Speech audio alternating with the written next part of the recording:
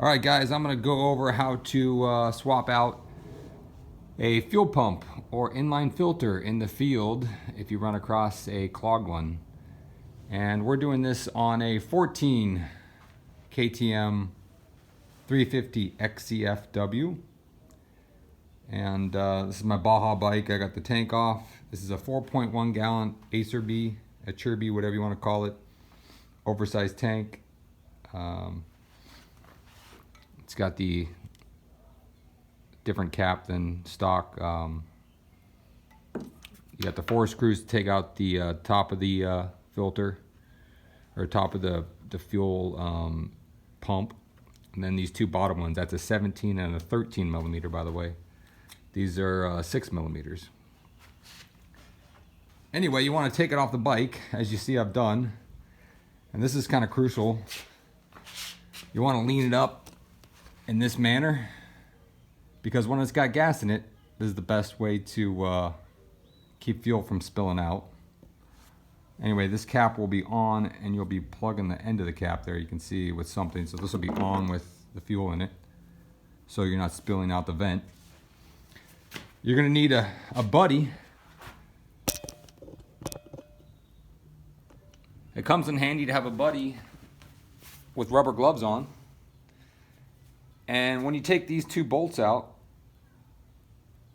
he's gonna plug those 2 holes with his finger. You're gonna spill a little gas, yeah, but I had almost 3.5 gallons in here when I needed to replace my inline tank filter, and I only spilled a little bit. So you're gonna take these off. He's gonna plug the fingers in the holes with his gloves on, and he's gonna sit there and be patient while you pull the rest of the whole harness out. The whole harness looks like this. And here is the inline filter that clogs on me after about 100 hours of use. Sometimes only 50 to 80 hours of use with Baja gas. So these are really cheap. You can buy them online for 20 bucks through like Rocky Mountain, or I bought a whole bag of them. I bought these off of Rock Auto. I think it was $3.50 each if you buy a whole bag of like 10. And there's the part number. Anyway, mine was bogging and hesitating, and I could feel it was struggling to get gas to the injector, and that was ended up needing to be replaced. I had one with me. They're really light to carry in the field. Here's your pump itself down here. I also carry one of these with me, which is a inline pump. That's what's in your cartridge here.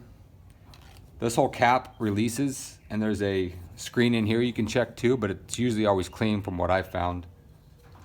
This has been the main culprit, or the pump itself is the main culprit.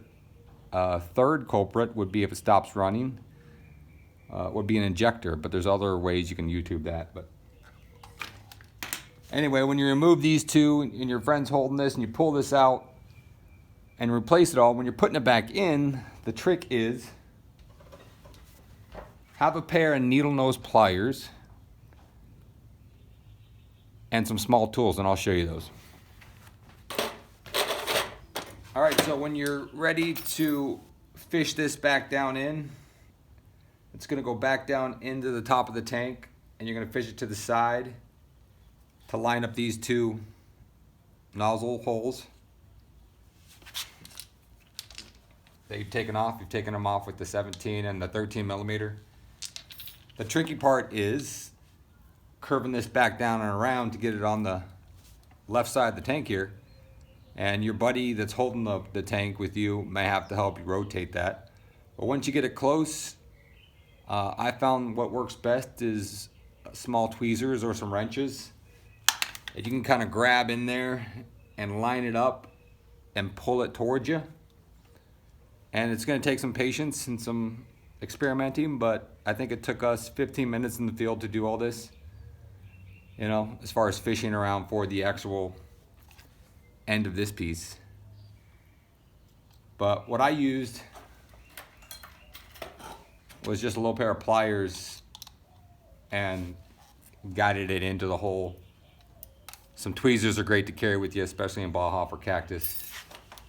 And if you can't get it, throw some welding wire or safety wire in your pack and fish some wire up through before you start all this to pull it through. These are great to have too in case of emergency. But all this will allow you to get to the pump. And like I said, this is our culprit. These are really light, easy, cheap to carry. And when you're done, you can screw all these back together carefully. They have little seals on the bottom so it doesn't leak gas. I'm experimenting with a custom cap that will allow me to screw this in here to the bottom of the tank. I'm gonna cap that with the hose, and that will allow me to easily transfer gas to people with smaller tanks that might be on my ride. So this is an air chuck fitting that I had a spare cap laying around.